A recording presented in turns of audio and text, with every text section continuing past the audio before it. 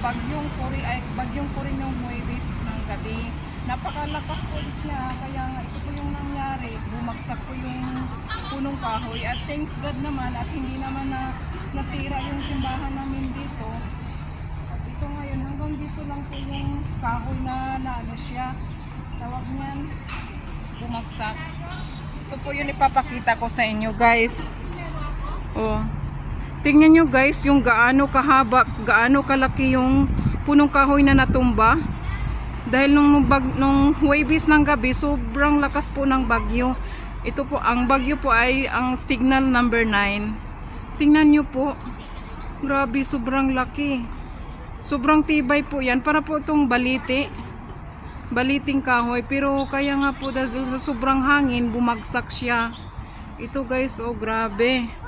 Ito po, mabuti na lang yung simbahan. Hindi naman siya nasira. At ito yung mga pot, mga flower vase. Sa awa ng Diyos, hindi rin naman siya nasira. Ayan lang. Mga kunting natabunon lang po siya, pero hindi po siya nasira. Ito po yung simbahan namin dito. Ayun. Ito po yung simbahan namin ay St. Ignatius dito sa Hong Kong. Mabuti naman itong kahoy na to, yung plants na to, at hindi rin nabagsakan. Kaya nga, napaka-thankful po kami, mabait din si Lord na hindi po ito naabutan. Dahil malaking damage po sa simbahan kung naabutan ito. Kaya nga, ito lang po yung ipapakita ko sa ngayon.